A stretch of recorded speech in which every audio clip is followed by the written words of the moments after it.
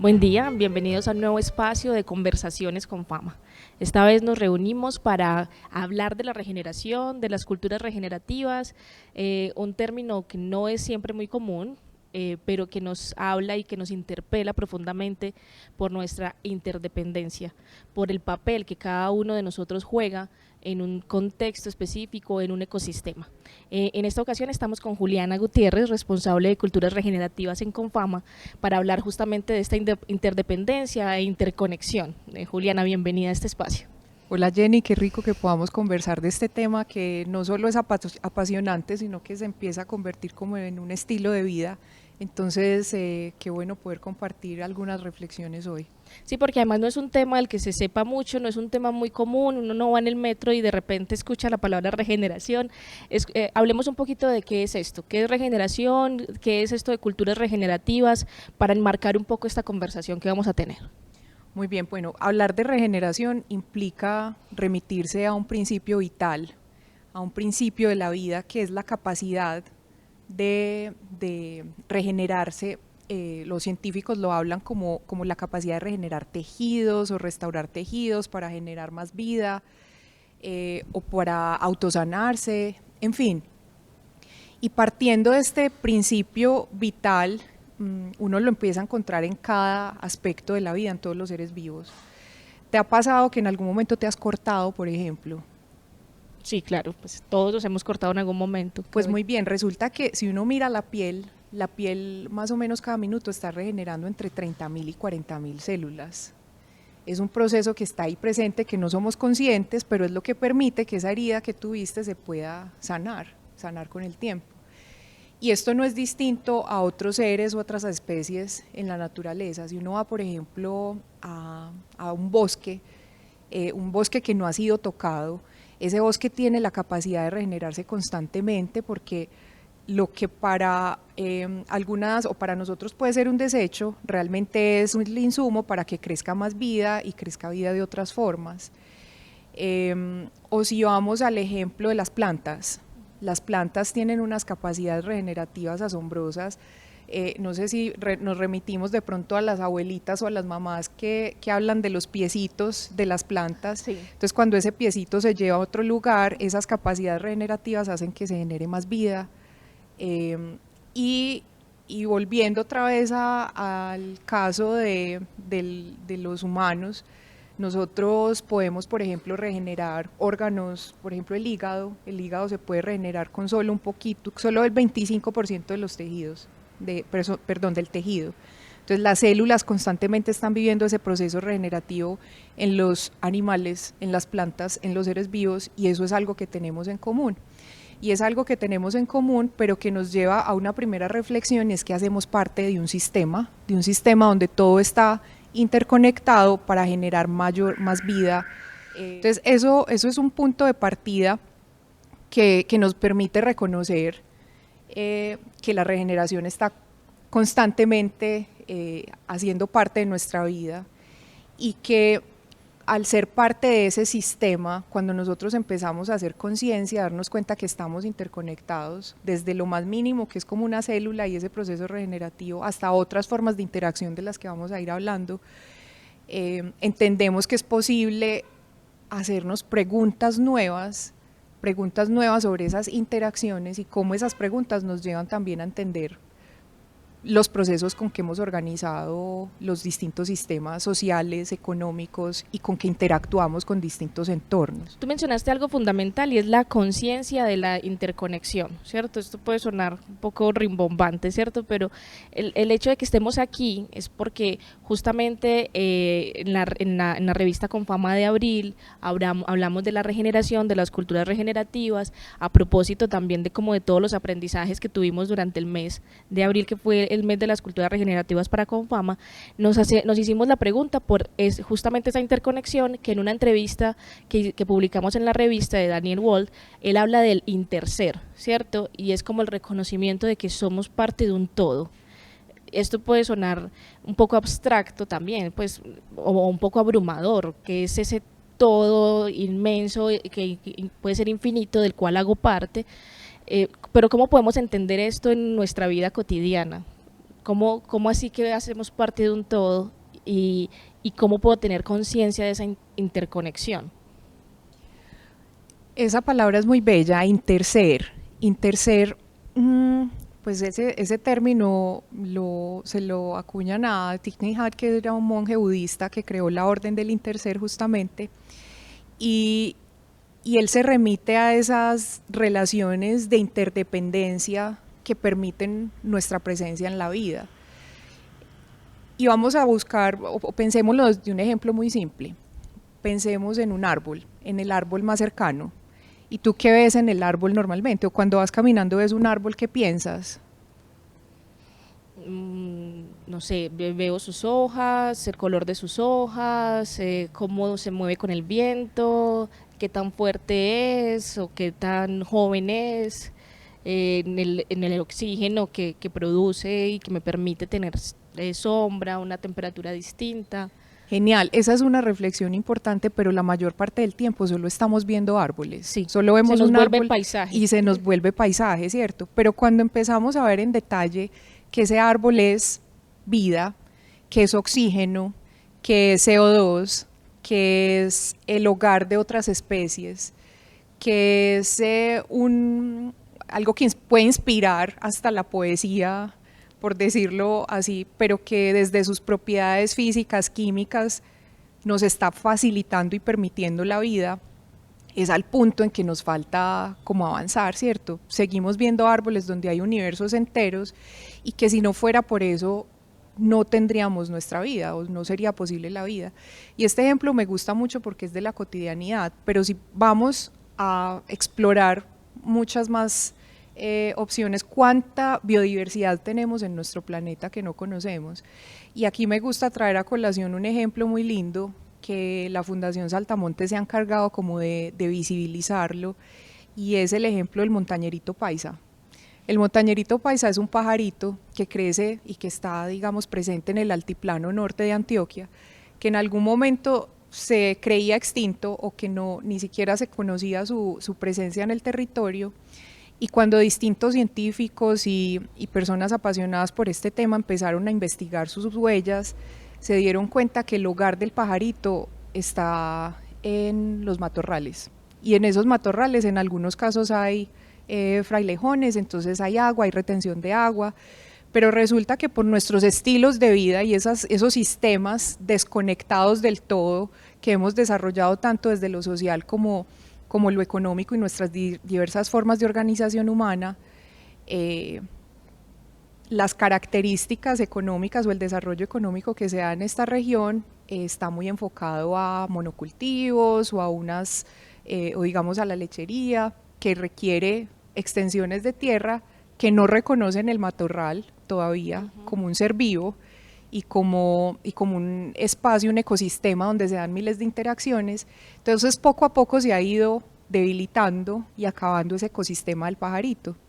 Y resulta que cuando uno ve el pajarito se da cuenta que ese ecosistema puede estar en equilibrio, y que no solo está en equilibrio porque pues tenga la presencia de esta especie en el ecosistema, sino porque el agua que muchas veces llega al Valle de la Aburrá viene también desde allá, y porque la energía que se produce con esa agua también nos beneficia a nosotros, y porque si no fuera por esa agua que están capturando esos frailejones o esos ecosistemas donde habita el pajarito, no tendríamos alimentos. Entonces al final una especie que ni conocemos suficientemente, que no es común, tiene que ver con nuestra vida, con nuestra agua, con nuestros alimentos, con la forma en que recibimos también la energía. Entonces nosotros intersomos con el pajarito. Ahora, extrapolando este ejemplo, ¿cuántas especies de biodiversidad conocemos? Pues que hacen parte de la biodiversidad conocemos, o cuántas de esas especies sabemos qué funciones vitales cumplen para que nuestra vida sea posible. Y lo dejo como reflexión, pues no solo porque este tema se vuelve apasionante cuando uno empieza a conocer esas interacciones de las distintas especies, sino también como un interrogante que lleva a reflexionar porque hemos perdido el 68% de la biodiversidad mundial. Es decir, 68% de una especie o de especies que cumplían un rol vital en nuestros ecosistemas para facilitar y permitir nuestra vida, que en el caso del montañerito paisa son energía, agua, alimentación, pero en el caso de otras especies puede ser la salud misma. Y la salud y de esa salud de esos ecosistemas completos y de las interacciones que se dan ahí también depende nuestra salud. Entonces esos pueden ser algunos de los ejemplos para entender esas relaciones de interdependencia, pero cuando hablamos que somos parte de un todo, no solo estamos hablando de la naturaleza como tal, sino de esas relaciones que construimos nosotros también con el otro.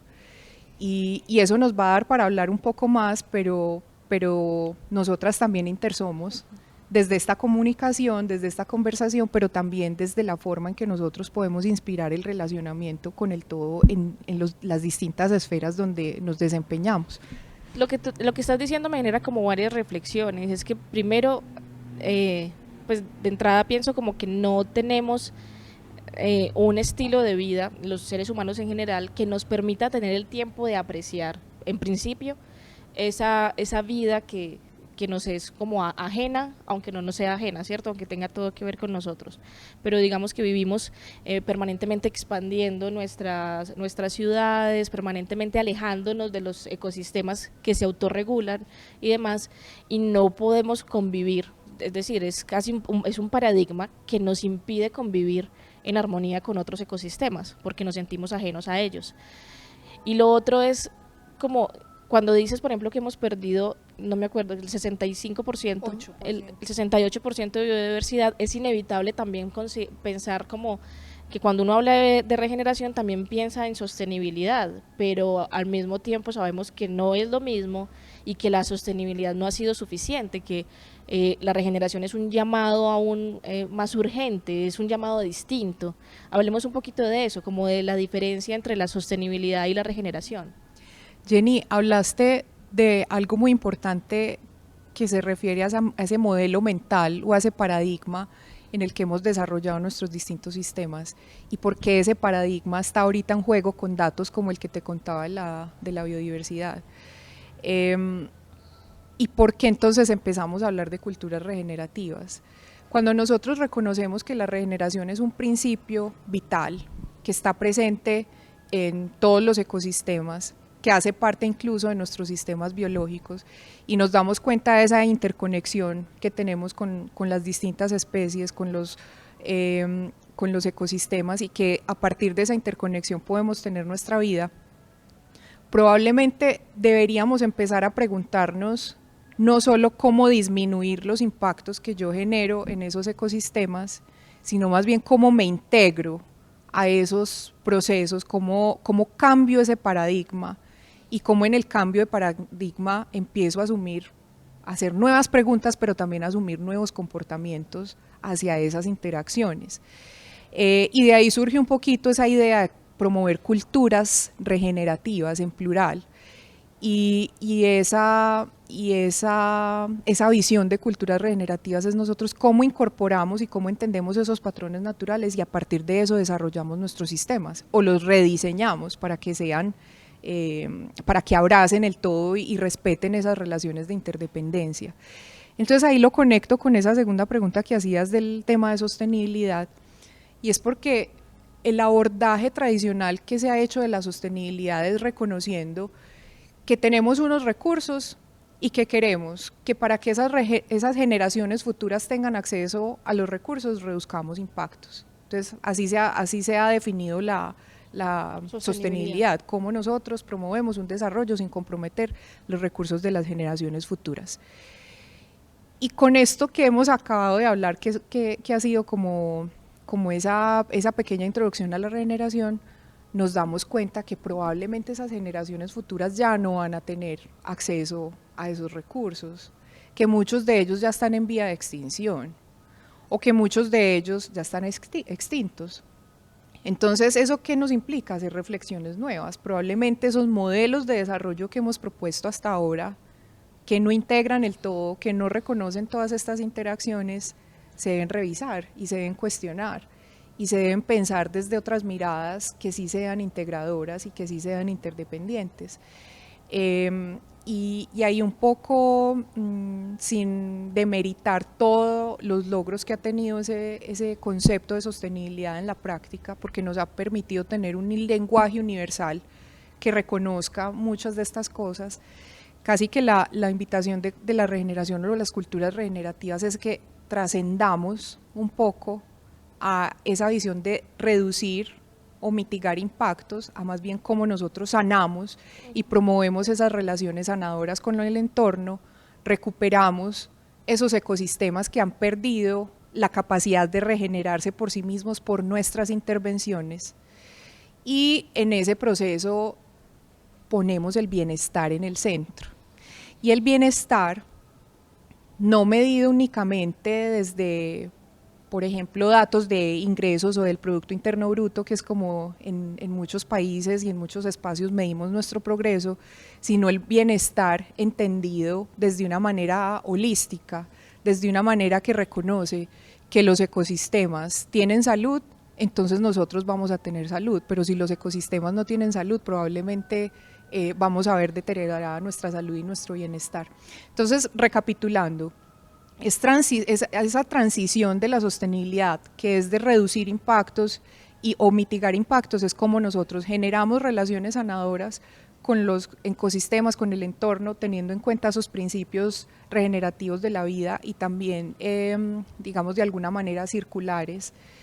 Y a partir de eso, cómo creamos esos nuevos sistemas sociales, económicos, políticos incluso, que reconozcan todo eso que hemos estado hablando. Tú me corriges si estoy equivocado, pero digamos, hay, en términos de sostenibilidad versus regeneración, la sostenibilidad de alguna forma nos ha puesto en función de ser casi como los responsables de los recursos, ¿cierto? Como en un papel casi paternal, de cuidar los recursos para que nuestras próximas generaciones tengan recursos suficientes y las siguientes, mientras la regeneración nos implica un cambio de visión de nosotros mismos frente al todo, o frente al universo, frente a los otros ecosistemas, y nos invita a no vernos, a que los seres humanos no nos veamos superiores a otras especies, sino con un rol específico en un ecosistema donde hay otras especies con otros roles específicos. Sería ese el cambio de visión, porque también implicaría una humildad profunda, ¿no? Yo creo que ahí ya empiezas a tocar asuntos espirituales, me atrevería a llamar yo, que son muy importantes, porque estas reflexiones y entender nuestro rol y nuestro relacionamiento con el entorno surgen un montón de preguntas como esas. Y yo creo que lo más importante de eso que mencionas es nosotros no reconocernos como dueños de los recursos, sino parte, y quitar un poquito o alejarnos cada vez más de esa mentalidad que nos habla de la propiedad de los recursos, y más bien entendernos como si somos parte y si estamos en una relación de interdependencia. Yo recibo estos beneficios o estas funciones vitales de la naturaleza y de los ecosistemas, y eso cómo se traduce en mi bienestar, y yo qué le devuelvo a ese ecosistema o a eso que me está provisionando tantos beneficios. Y en ese sentido no podríamos necesariamente ver el agua simplemente como un recurso del cual me aprovecho, sino también como una manifestación de la vida, es decir, una vida y todo un ecosistema que me cuida y que además debo cuidar. Claro, y ahí llevándolo a todos los ejemplos, es el agua, los alimentos, incluso el paisaje que nos rodea, la forma en que convivimos y que desarrollamos nuestros hábitos a diario, nuestro relacionamiento con los demás. Es casi que se empieza a volver una visión que con hilitos conecta de manera sistémica todas las funciones vitales de la vida. Bueno, hay otra cosa que mencionamos también en la revista, y es que las culturas regenerativas, por eso también creo que se llaman culturas en plural, es porque son muy contextuales, es decir, más allá de las preguntas que tenemos como por las especies y el papel que cumple cada especie en cada lugar, pues nos hacemos preguntas por el lugar mismo, ¿cierto? Porque cada lugar es un ecosistema, cada lugar, digamos, tiene relaciones de interdependencia con otros, nosotros con esos lugares, en fin, hay una pregunta por el lugar, y la regeneración también tiene una mirada muy contextual, y parte de relaciones y de condiciones pues territoriales muy concretas, ¿cierto? Pero eso cómo se traduce también en acciones concretas, con qué herramientas podemos mirar lo que podemos hacer por la naturaleza de la que somos parte, sabiendo que podemos echar mano de lo que tenemos en los lugares que habitamos. Bueno, tocas ahí un tema importante y retomando lo que ahorita hablábamos de hacernos preguntas nuevas y cambiar esos paradigmas. Pensemos, por ejemplo, en el mapa de Antioquia, ¿cierto? Entonces el mapa de Antioquia tiene unas regiones y tiene unos municipios y tenemos unas divisiones políticas, ¿cierto? En la naturaleza, cuando tú vas a un bosque, ¿cómo sabes dónde empieza un ecosistema y dónde termina? No, es una invención humana. Las fronteras es una invención humana. Exactamente, entonces como se trata de aprender de la naturaleza, de observar los patrones de la naturaleza para nosotros rediseñar los distintos sistemas humanos, esa sería la primera reflexión, que probablemente nosotros no tenemos regiones sino bioregiones, que son regiones que están conectadas por sus ecosistemas y por sus servicios ecosistémicos y que a partir de esas conexiones nosotros queremos poner la vida en el centro y como queremos poner la vida en el centro, entonces eso nos implica reflexionar obviamente sobre la manera en que abordamos o atendemos o trabajamos en los distintos espacios que habitamos y que probablemente si nosotros queremos generar impactos y transformaciones en nuestra región, no podemos desconocer que es una región que también está conectada con otras regiones desde los ecosistemas. Ese es un aprendizaje importante para el rediseño de cualquier estructura. Entonces, si usted es una empresa, piense como empresa qué tanto usted fragmenta esa visión de la vida o qué tanto la integra. Si usted es una familia, piense qué tanto usted integra esa visión y promueve esas relaciones sanadoras en lugar de fragmentarlas. Si usted como individuo hace esas reflexiones, yo como desde mi cotidianidad fragmento o me integro a ese todo, ese podría ser un primer punto de partida. Y es muy difícil decir, vea, las soluciones son A, B, C, D, E, porque las soluciones probablemente son múltiples, son diversas, así como diversa es la naturaleza a la que tenemos que aprender.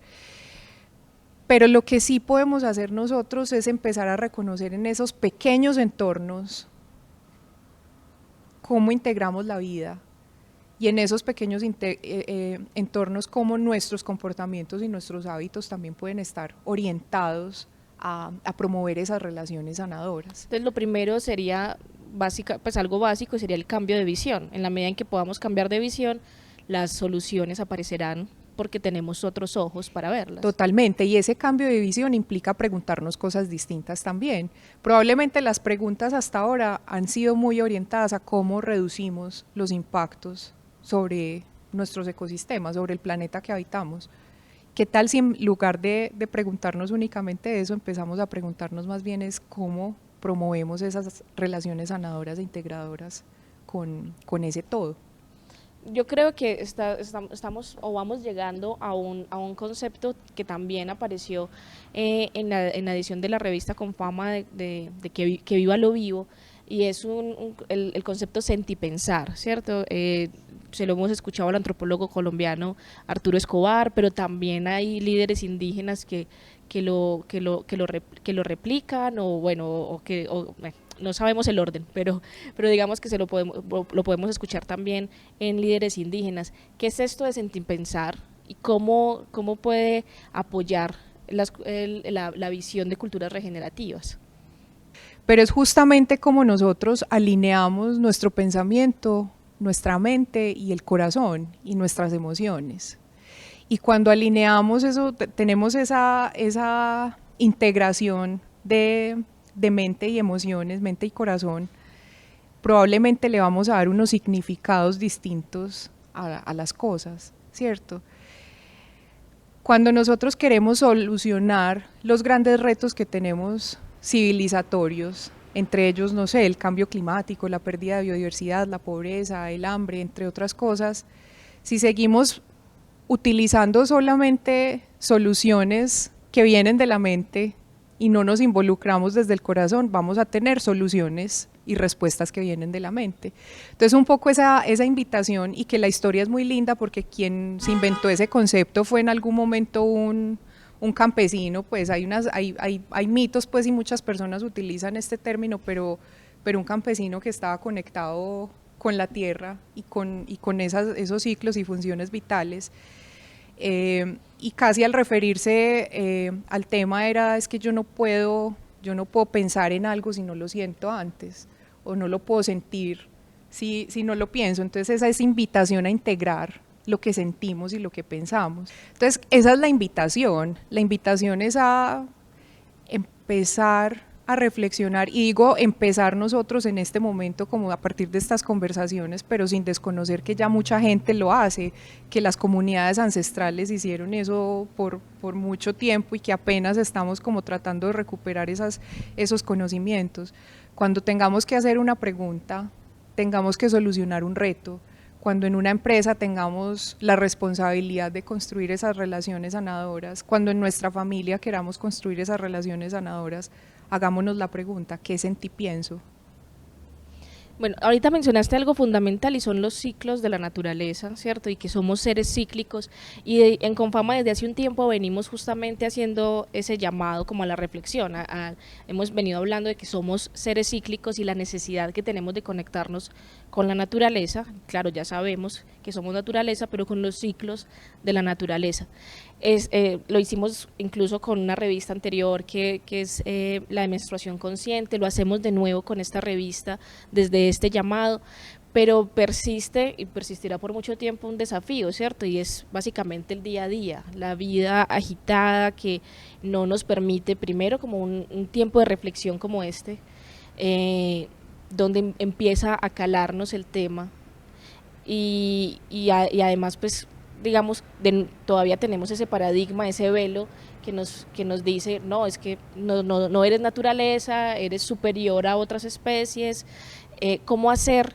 ¿Cómo podemos alejarnos de allí? ¿Cómo pensar de una manera distinta desde otras perspectivas? Y que esto efectivamente se vaya contagiando, así como nos une un virus mundial, que nos una también un pensamiento y que se vaya expandiendo. Pues la conciencia es casi que ese primer eslabón, y esa conciencia no va a llegar solo con escuchar esta conversación o escuchar al experto más experto en culturas regenerativas, o el experto en procesos regenerativos de ecosistemas. Quizá esa conciencia va a llegar en el momento en que nosotros empecemos a interactuar y a sentipensar al lado de esos ecosistemas y entendiendo esas funciones vitales que tiene la naturaleza. Yo propongo, por ejemplo, una caminata, y en esa caminata tratar de identificar todas esas cosas que permiten, o esos elementos que permiten la vida y el bienestar. El día a día. En el día a día. Entonces seguramente te vas a encontrar el árbol, pero busquemos esa conciencia yendo más allá del árbol. ¿Qué más hay en ese árbol que facilita mi vida? ¿Qué hay en estas personas que facilita la vida? ¿Qué hay en el agua que facilita mi vida? En ese proceso de introspección constante uno se empieza a dar cuenta que las conexiones trascienden, pues, lo que aparentemente el árbol es al oxígeno, ¿cierto? Que esas conexiones incluso tienen que ver con nuestro bienestar en todos los sentidos.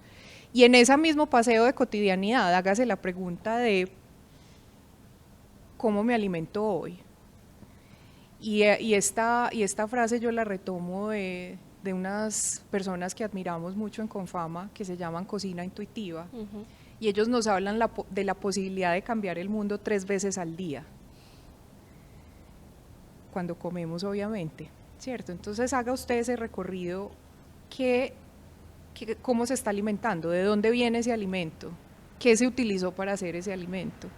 Eso que se utilizó respeta o integra esas funciones vitales de la naturaleza, y hágalo con todo lo que usted hace en su vida, desde la forma en que se viste, desde la forma en que se relaciona, desde la forma, la mayor herramienta con la que contamos es observar esas interacciones de la naturaleza, y esas interacciones de la naturaleza son cooperativas, son sanas, son cíclicas, no hay residuos, los residuos se convierten en un proceso para que otra especie o algo más nazca.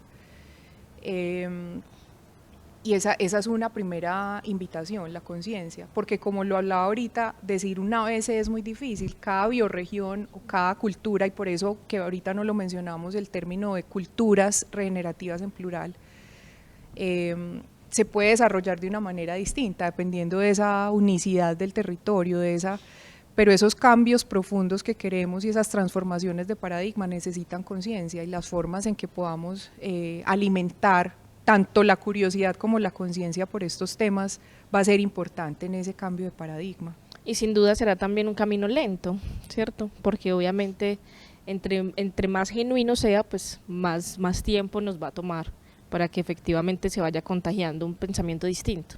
Totalmente, sin embargo creo que esa conciencia también tiene que estar mediada por esa gran crisis ecológica en la que estamos en este momento, que se manifiesta en el cambio climático, en la contaminación del agua, del aire, del suelo, en asuntos de biodiversidad, como lo mencionábamos ahorita. Entonces, teniendo en cuenta también esa crisis ecológica, probablemente nuestra respuesta no puede ser tan lenta. Entonces, el proceso de conciencia va a ser, se va a ir llegando, va a llegar, y ojalá que espacios como estos, o espacios en los que después de esta conversación nos vamos a sentar con los amigos, con los compañeros, con empresas aliadas, a replicar el mensaje, probablemente ese sentido de urgencia lo vamos a reconocer, y nos va a llevar no solo a esa conciencia, sino a actuar más rápido. Y vuelvo y pongo la maestra naturaleza de ejemplo, cómo se empiezan a tejer las redes, por ejemplo, de los hongos que conectan a los árboles. Qué bueno uno hacer esa analogía también en este espacio, para que cada uno de nosotros se convierta en uno de esos honguitos que luego conecta a través de sus tejidos ese gran bosque. Y la analogía la menciono porque nosotros podemos ser agentes de cambio donde estemos, y ayudar a promover este cambio de paradigma en cualquier escenario, desde el hogar, la empresa, desde la empresa, la escuela, la familia, todo suma. Nos quedamos entonces con ese llamado, Juli, el llamado a no solamente adquirir una conciencia que parte de una visión distinta de lo que es la vida y de nuestro papel en el mundo y nuestra interdependencia con otras especies, sino también la necesidad de un llamado urgente que parte de encontrar acciones concretas para resolver la crisis ecológica que estamos viviendo a nivel global, porque no es algo ajeno a nosotros, como nada es ajeno a nosotros, y debemos actuar rápidamente. Entonces, pues, muchísimas gracias por acompañarnos en este espacio. Juliana, muchísimas gracias por conversar con nosotros. Jenny, muchas gracias, qué bueno poder empezar a detonar estos espacios de conversación, y solo quisiera dejar como un mensaje final, y es que este es un proceso que no está inventado, y que no nos lo sabemos todos, somos parte de un proceso evolutivo, y que en ese proceso evolutivo tengamos la oportunidad como seres humanos de hacer una pausa a esas formas en que hemos desarrollado nuestros sistemas, y tener también la oportunidad de rediseñarlos para podernos conectar con la naturaleza, con el todo del que somos parte, es un privilegio de nuestro tiempo. Entonces, dejar esa reflexión de cómo esto lo materializamos y seguimos aprendiendo juntos. Nos despedimos entonces con eso. No somos dueños de la naturaleza, somos parte de ella. Muchísimas gracias por llegar hasta acá, que tengan un buen día.